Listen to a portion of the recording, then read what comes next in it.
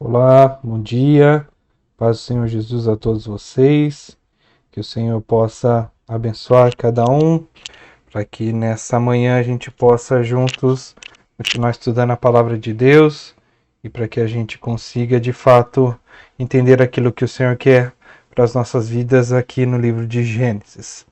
Na semana passada a gente terminou a criação do homem. Terminou, né, no momento da criação. Eu tinha algumas coisas ainda para falar a respeito disso, mas acabou o tempo e a gente não conseguiu ir até o final. Somente fazendo uma revisão, então, de tudo aquilo que a gente fez. Mas, antes de mais nada, feche seus olhos aí onde você está. Vamos colocar esse tempo na presença de Deus, para que Ele fale contigo e sua mente possa estar aberta e conseguir compreender tudo que o Senhor tem para falar contigo nessa manhã. Amém? Feche seus olhos, vamos orar. Pai, obrigado, Senhor, por esse tempo, por essa maravilha que o Senhor tem nos dado, que é a tua palavra, pela criação do Senhor, pelo propósito do Senhor, e nós fazemos parte deste propósito em tudo aquilo que vivemos, Senhor. Que em nome de Jesus o Senhor possa abrir toda a mente, coração, para que a tua palavra possa ser penetrada na mente, no íntimo do coração de cada um que está assistindo neste momento, Senhor. Nós te agradecemos e te louvamos em nome de Jesus. Amém, amém e amém. Então, apenas fazendo uma revisão, se você ainda não se inscreveu nessa aula, se inscreva. Eu tenho disponibilizado todo o material das aulas. Hoje eu acho que eu consegui fazer um material bem completo, então daqui a pouquinho eu já disponibilizo para vocês, ou amanhã, segunda-feira, eu já disponibilizo tudo isso para vocês. Somente revisando, então, nós falamos dos primeiros dias, né? Que Deus criou, deu ordem a todas as coisas, e tem um paralelismo muito grande entre o terceiro, quarto e o quinto dia, e o quarto, quinto, sexto dia entrelaçados entre o quarto, quinto e o sexto dia, né? Então faz um encaixe perfeito aqui para que a gente entenda, né? Então, depois de Deus organizar todas as coisas no primeiro dia, a terra era sem forma e vazia. Depois ele separou as águas, a atmosfera, o céu, criou a terra e a vegetação rasteira, né? E depois de tudo isso aconteceu, há um preenchimento de tudo aquilo que Deus preparou para que acontecesse. Então, no quarto dia, Deus ele cria os luminares, né? Cria os astros, as estrelas, para governar o dia e a noite. No quinto dia, ele então, isso está em Gênesis 1, de 14 a 19, a criação dos luminares, né? Para iluminar a terra, para que não dependa da presença do Senhor, da luz do Senhor. Então ele cria o sol, as estrelas, para governar o dia, a noite e a lua, e também para servir de sinais para dias, estações. E uma ênfase que a gente deu bastante é que não era para que eles fossem adorados, eles fazem parte da criação. E aí vimos também que alguns povos colocam os astros como divindades, né? Isso não é o objetivo de Deus quando ele pede para Moisés registrar tudo aquilo que está na palavra de Deus. No quinto dia, então, Gênesis de 1, do versículo 20 a 23, Deus cria as aves e os seres aquáticos, né? Falamos das distinções, das classificações, dos monstros marinhos que a palavra de Deus fala. Dissemos também de tudo aquilo que Deus pediu para que fosse povoado. E tudo isso foi feito através da sua voz, ou seja, ele ordenava e a coisa acontecia de tal forma que ele nomeava disso e via que era muito bom. Então, Deus é o centro dessa criação, é ele quem cria todas as coisas, né? No dia sexto, então, de Gênesis 1, de 24 a 31, Deus vai criar, então, os animais e também o homem, né? A palavra de Deus diz que Deus faz brotar da terra os animais, né? Fico imaginando que cena maravilhosa. No trechinho da novela Gênesis que eu mandei para vocês, eles não reproduzem isso, né? Eles simplesmente mostram uma imagem aérea, os animais correndo. É bem legal também, mas eu esperava um pouquinho mais de detalhe neste momento e tudo mais. Eu acho que, pelo contrário, quando Deus fala para separar a água, né? Eu entendo que existia água e a água faz assim, a superfície da terra aparece. Eles fazem brotar a terra do fundo da água. Então, algumas coisas que são diferentes daquilo que a palavra está dizendo, mas em detalhes, né? Apenas para que vocês capturem esses detalhes, né? Nós vimos também que Deus, a partir da criação do homem, depois que ele termina de criar os animais, ele vai criar o homem e ele decide criar algo muito diferente do que ele havia criado até agora, né? E aí aquele prefixo do hebraico bara, né? Quando Deus tira a sua essência para colocar em algo, assim como ele fez com os céus e a terra quando ele as criou, né? Que foi do nada, que não existia nada parecido, né?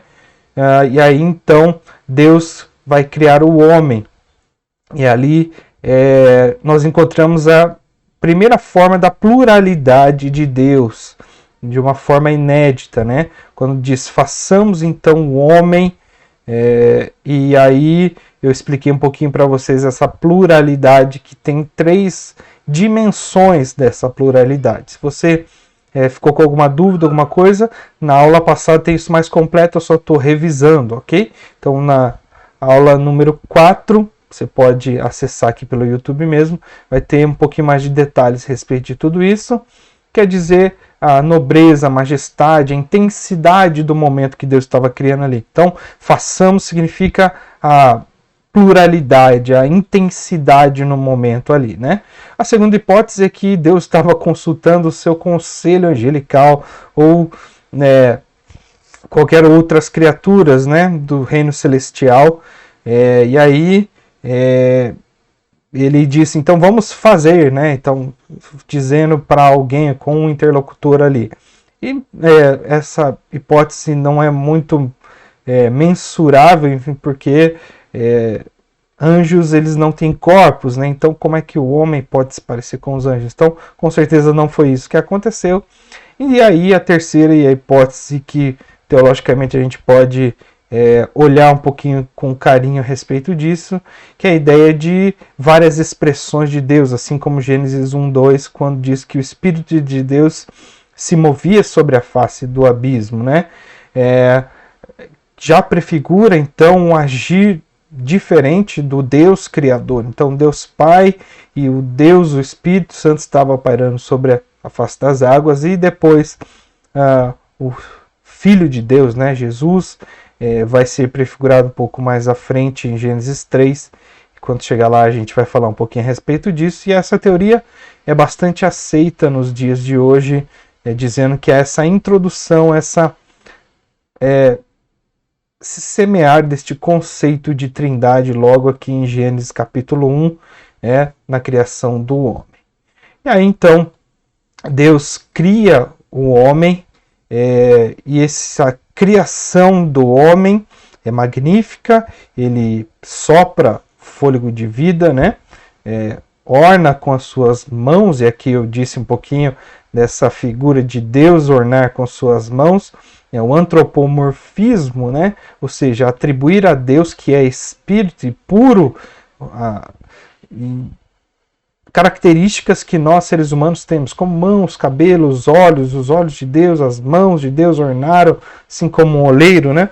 São expressões que nós usamos para que haja entendimento daquilo que Deus estava fazendo, mas Deus não tem mãos. Então ele não criou, ele simplesmente ordenou e algo se foi criado conforme a sua ideia, conforme seu ideal e seu propósito, né? E aí a gente ficou de falar um pouquinho a respeito dos objetivos dessa criação, de distinguir um pouquinho o porquê que o homem é então a coroa da criação, por que ele é o propósito final de Deus, né? Então aqui há alguns elementos, eu vou citar 7 deles. Não se preocupe em anotar isso, eu vou mandar isso para vocês, né? O primeiro, e eu acho que, na minha opinião, um dos mais importantes que expressam na palavra de Deus nesse momento é, de fato, que o ser humano ele representa a Deus em toda a criação, né? A palavra de Deus diz que o homem teria que dominar sobre toda a terra, né? Sobre os seres e tudo mais. Então, seria o representante, né, de Deus aqui na Terra. Na cultura do Antigo Oriente, os governantes, faraó, reis, eles sim eram considerados os representantes de Deus na Terra. Por isso que eles reinavam absolutos sobre a Terra e só eles eram então designados e tinham o título de filhos de Deus, né?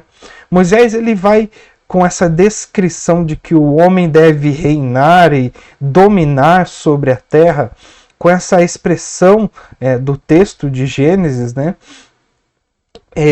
Ele vai quebrar essa ideia, dizer que todo ser humano representa a Deus como a criação, né? Todo ser humano representa o domínio de Deus sobre a criação que foi dada ao homem, né? É um mandato cultural de se desenvolver, de desenvolver tudo aquilo que o homem tem capacidade de dominar a terra e todos os artifícios e sim se estabelecer como representante de Deus aqui na terra, né? E isso não foi por acaso, foi uma intenção de Deus e uma intenção não simplesmente ocasional, porque ele era mais forte, mais inteligente, não. Deus o fez para que fosse desta forma, né? Então ele já havia essa característica e para que Deus, para que o homem dominasse segundo aquilo que Deus havia estabelecido como ordem moral no seu coração. Afinal, o homem era puro, ele era a essência do bem de Deus, ele expressava a perfeição que Deus havia criado todas as coisas e cria essa criatura, né? Cria a criatura aqui, ficou um pouquinho prolixo, mas a ideia é essa, ele cria o homem como a essência dele mesmo, representando a ele mesmo aqui, e Deus então vai co-governar este mundo com o homem. Até que no próprio Gênesis nós vemos que Deus vinha falar com Adão todas as tardes, né? Para se relacionar com ele, para formar este caráter no homem, para que ele domine da forma que Deus dominaria. Então ele representaria o domínio de Deus sobre toda a criação, né? Alguém que, a segunda característica era alguém que tinha comunhão, que se relacionasse com Deus, não de maneira instintiva, animal, mas de uma forma inteligente, de uma forma voluntária, significativa. Não que ele precisasse disso, não que Deus tivesse a necessidade de fazer isso, mas ele já encontra isso em sua pluralidade. A pluralidade de Deus, ela não necessita, mas ela deseja, anseia por esse relacionamento do homem com a pessoa de Deus, né? Mas foi do seu desejo fazer com que esse homem se relacionasse com ele de uma forma amorosa, carinhosa, né? Não uma forma brutal como os animais, irracional, né? Há um desejo, há uma expectativa, há algo do nosso coração que se complementa ao Deus que nos criou, né? Falta algo em nós e Deus nos complementa com a sua presença. Então esse é o propósito de Deus ao criar o homem. Outro propósito, o terceiro dele, é que Deus cria distinção, né? Mesmo que antes de criar a mulher, pelo menos na descrição da criação, né? Ele já distingue tudo isso em termos de gênero. Então a nossa ideologia de gênero está aqui em Gênesis 1, 24, né? Foi feito para dominar sobre a criação. Deus o cria como macho e fêmea, iguais diante de Deus, mas porém distintos biologicamente. A biologia então determina o gênero e não a escolha ou o que eu me sinto à vontade. Não, para nós cristãos, a nossa ideologia de gênero é a criação de Deus. Sim, o sexo determina que gênero eu pertenço, porque eu tenho as peculiaridades daquilo que Deus colocou em mim como homem e daquilo que Deus colocou em mim como mulher. Então eu como homem não posso, não tenho o direito de me sentir diferente daquilo que o Deus me criou. Então a Ele aprove me criar dessa forma, com esse gênero, e há algo que Ele espera de mim diante de tudo isso, e é isso que nós precisamos entender como cristãos, para que nós entendamos que esta ideia ela é fixa como uma narrativa histórica daquilo que Deus fez em toda a sua criação. Então Deus criou macho e fêmea, Ele já distinguiu, já colocou um papel a cada um, e eu, diante de Deus, preciso corresponder a este papel, porque foi para isso que eu fui criado, ok? A quarta, eu já dei uma introdução a respeito disso, mas ele foi feito para dominar a criação, né? Para distinguir o homem da criação, ou seja, a criação toda foi feita e o homem foi feito. Eles não fazem parte de um pacote, eles não simplesmente fazem parte. Houve uma ordenança, houve uma distinção. Deus criou propositalmente o homem para que ele dominasse. Fomos criados de forma diferente. O mundo atual tenta equalizar tudo isso, dizendo que o homem é simplesmente mais uma criatura da terra, mas não. Deus criou o homem com um propósito específico de dominar a criação, e Deus já fez essa distinção desde o início. Diferente de todo o resto da criação, o homem ele tem valor, ele é inserido de valor. E que valor é esse? Deus pessoalmente coloca da sua essência na criação do homem, ou seja, ao soprar o fôlego de vida, Deus não simplesmente dá vida como um animal qualquer ou que se reproduz inconscientemente. Não, ele faz um propósito, ele coloca a moral, a ciência, no sentido de conhecer do próprio Deus no homem. Então ele já distingue, ele cria particularmente, é um indivíduo, não simplesmente haja, brotem, assim como as criaturas e os vegetais, ou o próprio firmamento. Não, ele particularmente é como se você está numa linha de produção e de repente você precisa pegar algo e fazer manualmente. Foi isso que Deus fez. Ele fez tudo aquilo que nós conhecemos hoje como mundo, como uma linha de produção. Faça isso, haja isso. É claro que em toda a ciência, no sentido de conhecer, não ciência de tecnologia, de ciência de estudo, né? Em todo o seu conhecimento, com a complexidade, mas o homem ele parou para fazer manualmente. Pensou em todos os detalhes, deu algo de si, o fôlego de vida, fez a sua imagem e semelhança. E que imagem é essa? A imagem moral, a imagem ética, a imagem de que toda a verdade procede do nosso Criador. Esta é a diferença do homem para todos os animais. Em quinto lugar, Deus diz que após criar o homem, eles abençoam e dá uma ordenança: sede fecundos e multipliquem, né? Ou seja, essa imagem e semelhança que Deus criou, ela não é recriada, não é auto-exclusivo do primeiro homem, e sim é uma herança que ele dá à raça humana através do primeiro homem. Ou seja, então, Adão e Eva, o primeiro casal, a primeira criatura de Deus, eles refletem tudo isso que Deus criou, mas essa herança eu e você também temos, porque nós somos co-herdeiros dessa criação, da mesma raça, ou seja, esse sopro de vida, essa característica, esse lapidar de Deus está disponível a todo ser humano, a toda criatura de Deus, todo ser que respira, né? Todo ser humano.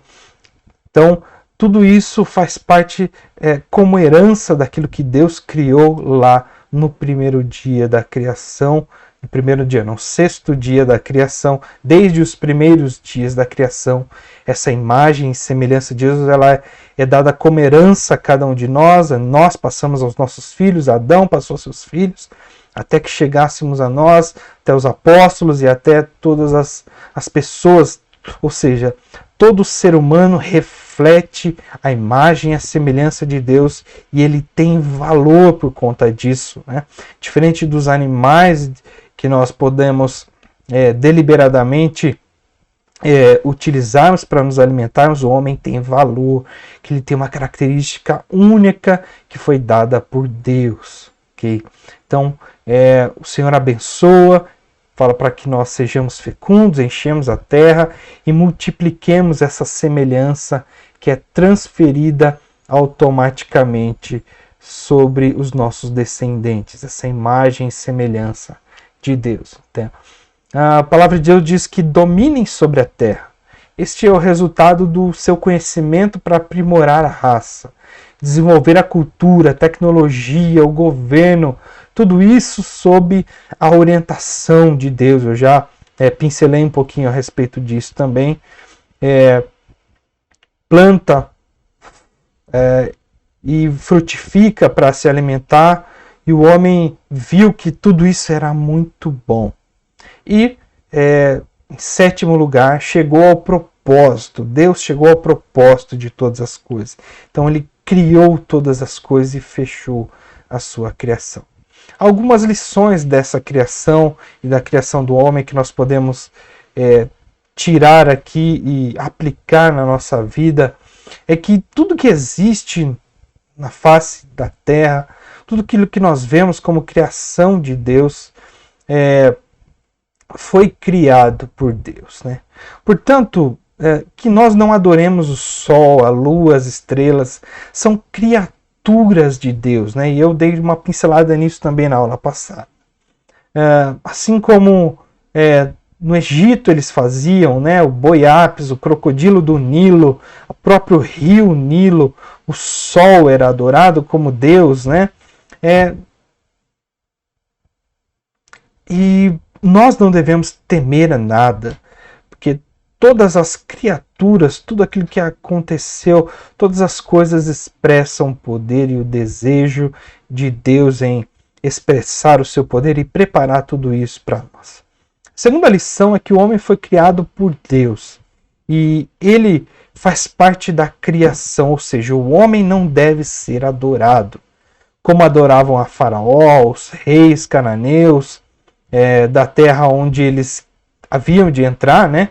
Como a gente já disse, a gente entende que esses escritos, juntamente com o restante do Pentateuco, foram escritos às margens do Rio Jordão, né?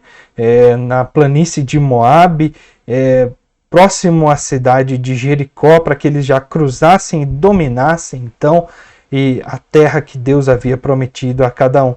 Então é neste período onde estão se preparando para entrar, para assumir a promessa de Deus. Deus então pede para Moisés escrever tudo isso, registrar, para que isso fosse um legado, um governo daquilo que Deus tinha como propósito para aquele povo a partir dali, né? Como a idolatria e todas as coisas que eles haviam aprendido das outras culturas, principalmente dos egípcios que ficaram ali por muitos e muitos anos, né? Então, o terceiro ponto, ainda no segundo ponto, né, eles não são dignos de ser adorados. Homens não são dignos de ser adorados. Então, esse é o propósito de Deus, um dos propósitos em registrar toda esse plano da criação, para dizer que nós somos criaturas, os astros são criaturas, a natureza é uma criatura de Deus, ok? Então, não são dignas, sua vida depende de Deus e do seu Criador. Este Deus, ele nos alimenta com a sua criação. O terceiro ponto que nós aprendemos aqui, que ele é portador da imagem de Deus, o homem, nós somos portadores da imagem de Deus. Portanto, nós temos valores e dignidade intrínsecos que concedem ao homem direitos, independente de estudo, cor ou raça, cor da pele ou grau de instrução, ou nacionalidade, todos nós fomos criados à imagem e semelhança de Deus e nós temos valor. E essa é a base dos direitos civis fundamentais. Então, a base da ética deve ser o cristianismo, senão nós vemos as atrocidades, né? O holocausto, uma raça sobressaindo a outra. Não. Todo ser criado por Deus, todo ser humano, todo homem, aqui no sentido genérico, né? No sentido espécie, todo homem é inerente de dignidade, de valores intrínsecos da imagem de Deus e deve ser respeitado, deve ter o valor da vida que Deus a deu. Adão e Eva eram reais, eles não são emblemáticos, né? Uma quarta lição que nós aprendemos aqui, eles não são um conto, não são um mito, até porque são representantes de Deus na terra, e através deles a imagem de Deus foi imputada ao homem, ou seja, foi dada ao homem de forma natural, de forma especial, de forma essencial, onde mais tarde, através de Adão e Eva, essa raça humana, como representação, ela caiu. E essa representação da raça humana, através de Adão e Eva, que pecou, que caiu, que desagradou a Deus, ela representa a herança do pecado que nós temos também, né? E Jesus, como segundo Adão, ele vem para resolver exatamente este referencial, né? Ele estava destinado a vir como a expressão da restauração dessa raça. O segundo Adão, que não pecou e que redimiu aquela representação no início que foi caída, falha, que houve queda, pecado. Então é emblemático. Se nós não é emblemático, é de fato. Adão e Eva de fato existiu segundo a narrativa bíblica. Se não cremos nisso, Cristo nunca existiu, porque não há um representante. Se há uma evolução, um primeiro homem é um acaso e não um propósito de Deus. E não é dessa forma que a palavra de Deus nos fala, né? Não é dessa forma que Deus nos coloca como coroa da criação, como homem perfeito diante de tudo aquilo que ele quis criar através de todas as coisas. E aí então, a palavra de Deus, em Gênesis capítulo 2, verso 1, diz que Deus, então, vamos ler aqui Gênesis 2, de verso 1 a 3, o que diz a palavra de Deus após a criação do homem. Então, a palavra de Deus diz assim: assim, pois, foram acabados os céus e a terra e tudo o que neles há. E havendo Deus terminado no sétimo dia a sua obra, e viu que tudo o que tinha feito, descansou neste dia de toda a obra que tinha feito. Versículo 3, e Deus abençoou o sétimo dia e o santificou, porque nele descansou de toda a boa obra qual o Criador havia feito. Moisés, no versículo 1, faz uma declaração, então, que a obra do Senhor está concluída. A criação da terra e tudo que nela existe, né? Como ele disse, assim, ou seja, desta forma, consequentemente, ou seja, tudo que veio antes, tudo que foi criado antes do sétimo dia, né? Tudo que antes fora criada, Deus então finaliza, ele encerra a sua criação, né? E aí então, dentro desse texto, nós podemos destacar três coisas, três aprendizados, três lições que Deus nos dá através desses três primeiros versículos, que diz que Deus então descansou. Primeiro é que a gente, só reforçando aqui, Deus criou tudo do nada, apenas pela sua palavra, né? A palavra de Deus diz que a terra era sem forma e vazia, em Gênesis 1, capítulo 1, né? E ninguém habitava nela. Então Deus organizou todo o caos para que ela se tornasse habitável. Então dias 1, 2 e 3 em Gênesis 1, de 2 até o versículo 13, né? E aí a luz, o firmamento, os mares, as nuvens, a terra seca, a vegetação, separou cada um deles e deu nome, né? Então, nos dias seguintes, 4, 5 e 6 em Gênesis, capítulo 1, verso 14 ao 31, Deus então recheia essa terra que ele havia preparado, né? Criou os seres marinhos, as aves, os animais e criou o homem sem nenhum defeito. Tudo isso em 6 dias, e viu Deus que isso era muito bom. É assim que diz o verso 31, né? E viu Deus que isso era muito bom, atendia ao seu propósito, né? Era agradável, era maravilhoso. Então Deus contempla a sua criação e vê que tudo isso é muito bom. E aí então vem a primeira lição, né, que nós temos diante de tudo isso. É que Deus finalizou. Capítulo 2, verso 1 de Gênesis diz que assim, deixa eu pegar aqui.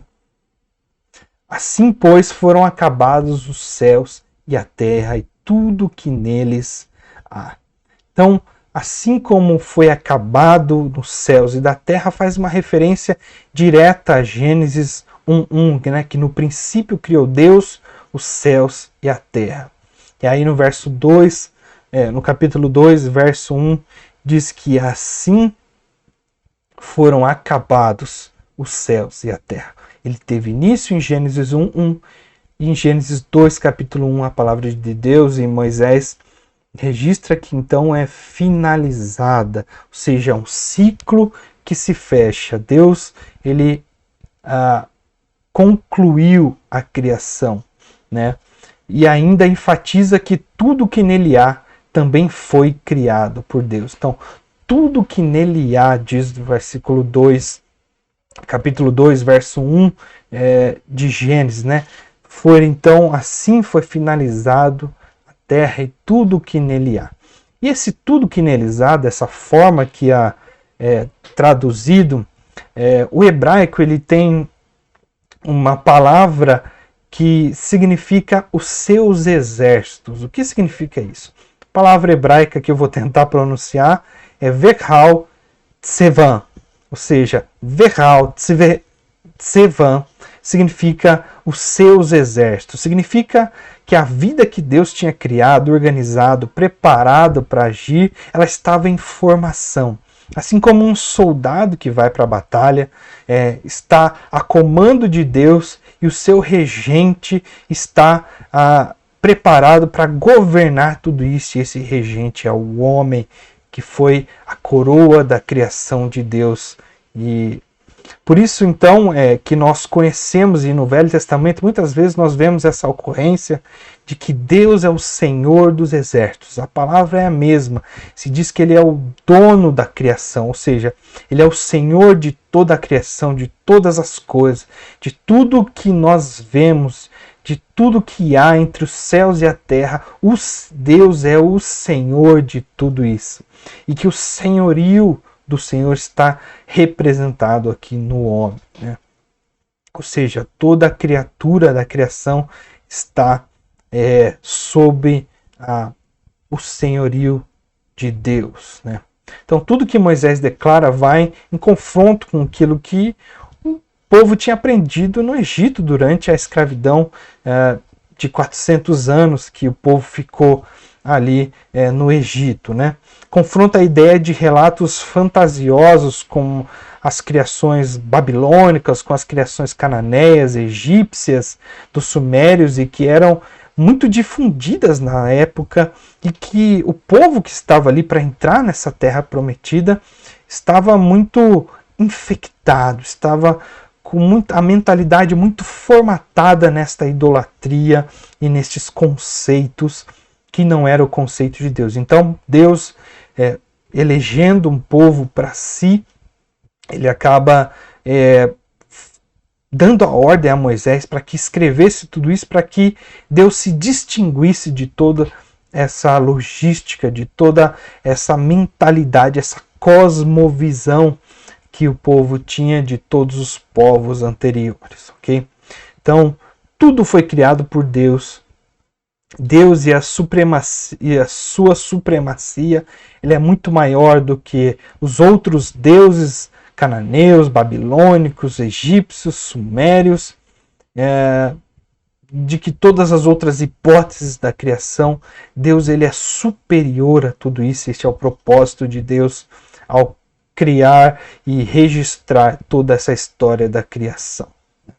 Então, Gênesis 2, capítulo 2, então a segunda lição que nós temos aqui é que Deus descansou. Em Gênesis 2, capítulo 2, verso 2, diz que Deus então,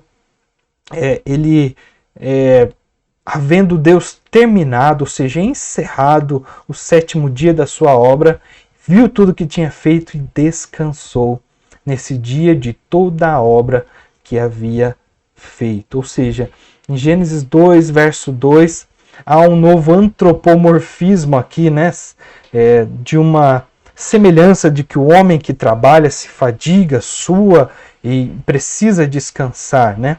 Então Deus, ele não se cansou aqui.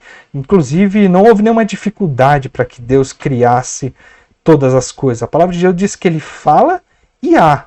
Então não há cansa. Imagina assim, se você aí, dona de casa, fala assim, olha, haja arroz no fogão agora, haja feijão na panela para que eu criar, haja um filé mignon pronto agora, e as coisas acontecem, ficam prontas, e aí você simplesmente fala, haja um prato de comida da forma que você está imaginando na sua frente, ela simplesmente aparece, né?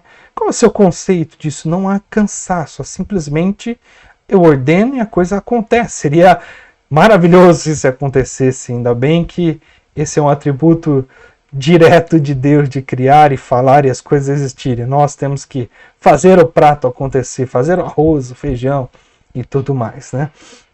Mas, apenas como exemplo de comparação, Deus não está cansado da criação. Ele simplesmente é uma característica para que a gente entenda, né? Haja, aconteça, seja, né? Deus falando, foi tudo feito com muita agilidade e muita facilidade. E ele encerrou a sua obra como criador. Tudo foi feito e parou, ou seja, Deus estava satisfeito. Deus estava contemplando a sua criação no 7º dia. Então, daqui para frente, ele não iria mais dar continuidade. É isso que quer dizer que ele descansou, ele cessou, ele parou, ele terminou, ele concluiu e contemplou a sua obra, né? E agora o seu propósito não é mais criar, por isso que ele descansou, ele parou de criar, para que agora o Deus Supremo Criador, ele agora desfrutasse através do relacionamento com o homem de toda a sua criação. E o desfrutar aqui, novamente, entre aspas, né? Porque tudo estava completo. E esse desfrute vem mais tarde com Cristo, né? Cristo vai desfrutar das águas, do homem, dos relacionamentos, de tudo aquilo que Deus fez, né? Então, apenas um pensamento do futuro de tudo aquilo que haveria de acontecer, né? O terceiro ponto aqui, não menos importante, não sei se a gente vai conseguir concluir, vou me esforçar aqui, vou dar uma acelerada. O terceiro ponto é que Deus santificou tudo isso, né? O verso 3 do Gênesis capítulo 2 vai dizer que e Deus abençoou o 7º dia e o santificou. Isso para nós tem um significado importantíssimo, né? Assim como Deus abençoou as aves, os animais marinhos e o homem, a palavra hebraica é a mesma quando Deus abençoa aqui o 7º dia, né? A palavra aqui hebraica é vaivarer, né? Separa um dia e o abençoa e o santifica, ou seja, é algo especial neste dia. Ele não é como todos os outros da criação, ele não é ordinário, ele tem algumas características diferentes, né? Assim como Deus separa a água de cima de baixo, separa as águas das terras, separa a luz das trevas, Deus também separa um dia dos outros 6 dias, né? Ou seja, Deus é um Deus de distinção, de separação. E santificar esse dia é exatamente isso. Ser santo significa ser separado, né? E Deus é um Deus de distinção, é um Deus de santidade, é um Deus de separação, né? Então, 6 dias comuns, mas no 7º dia diferente, separado, santificado, né? E aqui o descansar, ele não é a palavra descansar, ele não tem o significado de Shabá, né, que depois Deus vai estabelecer para o povo, mas a raiz da palavra hebraica descansar, ali que Deus usa no capítulo 2, verso 3 de Gênesis, é Shavá, né, a mesma raiz, é o mesmo radical, é a mesma origem da palavra sabá, né, apenas a título de curiosidade. Qual era a intenção de Moisés, então, em esclarecer tudo isso que foi criado, em escrever este versículo? Eu coloco aqui 3 intenções de Moisés em distinguir esse dia e descrever esse descanso desta forma, né? A primeira coisa que a gente entende é que tudo foi Deus quem criou e tudo está no controle dele. É como se ele estivesse falando ao povo assim: olha, tudo que vocês aprenderam lá no Egito, não aproveitem, bebam da essência daquilo que eu estou ensinando a vocês. Tirem a visão de vocês, descasquem a mente de vocês, assim como quando nós machucamos, né? Para que haja restauração, sempre tem uma casquinha, ou seja, tire essa casca, né? Deixe a pele sensível para que eu possa ensinar algo novo a vocês. Ou seja, tudo que vocês aprenderam lá no Egito, de trovão, de Deus, do Deus Sol, de qualquer outros deuses, tudo isso foi eu quem criei. Não temam essas coisas. Elas não... chuvas ou qualquer fenômeno da natureza, trovão, raio, sol, chuva, qualquer outra coisa, tudo está ao meu controle. Foi eu quem criei todas as coisas, né? Não são deuses ou forças ocultas que vão matar vocês, né? Deus está dizendo, tudo está sob o meu controle, né? Tudo está sujeito a mim, porque Deus vai cuidar deste povo. Nada vai afligi-los, Deus tomará conta de vocês. Nós vemos quando o povo estava no deserto, quando o povo estava sobre o maná, sobre abrir o mar vermelho, sobre a coluna de fogo, Deus faz feitos extraordinários para proteger o seu povo das suas próprias leis do universo, né? Segundo ponto é que Moisés queria ensinar de fato que Deus ele havia descansado no 7º dia, serve para contagem dos dias e que o 7º dia deve-se descansar. Ou seja, nós não somos de essência divina.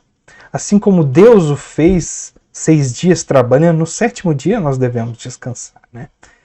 E aqui há algo muito importante, né, que muitas vezes passa desapercebido. Meses, anos, eles são marcados de forma natural, ou seja, pela criação.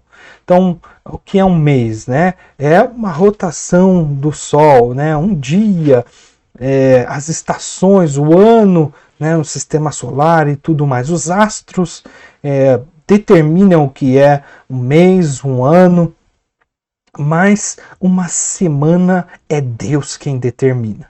Ou seja, ele trabalhará 6 dias e 7º dia ele vai descansar. Então essa é uma marcação de Deus, não é a criação que estabelece o tempo, é Deus na sua sabedoria e no seu propósito que estabelece que 6 dias você pode trabalhar, mas no sétimo dia você precisa contemplar o Criador, né? E os judeus eram os únicos que tinham essa ordenança, essa ordem, que foi passado possivelmente de Adão para os descendentes de Sete, para Abraão e para todas as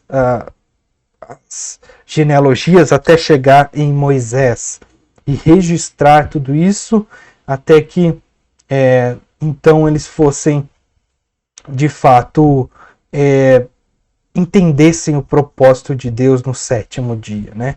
Esse período contado, ele deve ser estabelecido. Esse período ele não existia nos egípcios, nos babilônicos, entre os sumérios ou cananeus. É uma característica do povo de Deus. Trabalhar 6 dias e descansar um. É algo que Deus estabelece para o seu povo.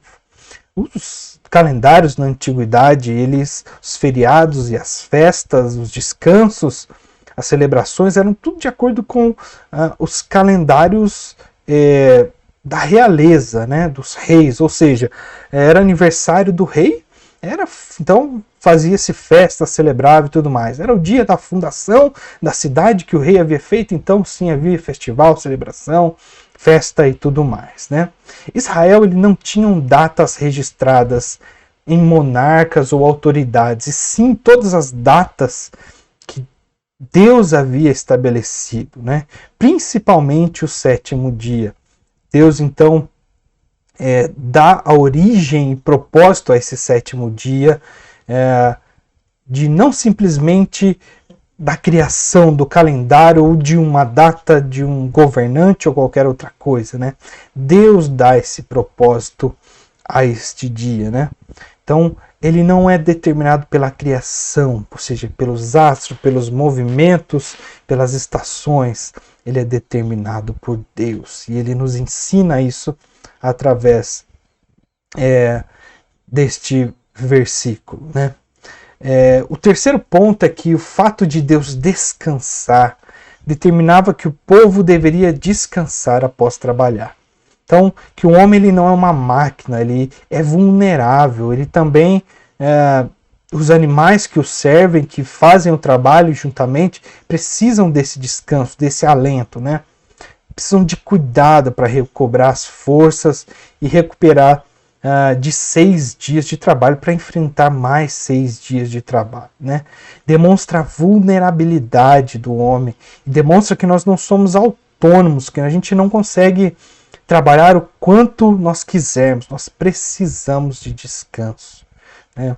Nós somos uma criatura dependente, ou seja, o ser humano não tem nada de divino, ele é uma criação, assim como todo o resto da criação, e ela é factível a desgastes, né? Factível a descansar. Guardar o sétimo dia, e esse sétimo dia não apenas para descanso, mas para guardar, para se lembrar do seu Criador, de que todas as coisas foram criadas por Ele, o Senhor do tempo, adorá-lo, servi-lo publicamente, conforme estabelecido depois da lei no Sabá, né, que esse sábado era retirado para adoração ao único Deus e prestar culto a Ele, né? Então, várias passagens do Pentateuco, Deus promete descanso ao povo. E muito desse descanso se remete à terra prometida, a conquista que eles estavam ali nas margens do Rio Jordão, do Moabe, né? Então, tudo isso vem de encontro com aquilo que Moisés ainda vai estabelecer com o povo, através de tudo aquilo que ele havia feito, né? Então, a separação do sétimo dia foi instituído antes da queda. Isso é importante para que a gente entenda, né? É a mais profunda instituição de adoração de Deus. Então, Deus cria para si mesmo um dia para ser adorado, para ser contemplado. Ele foi observado desde a criação, né? Foi passado pela linhagem de Sete, Abraão, até os dias de Moisés, de que Deus deveria ser adorado no sétimo dia. Ok?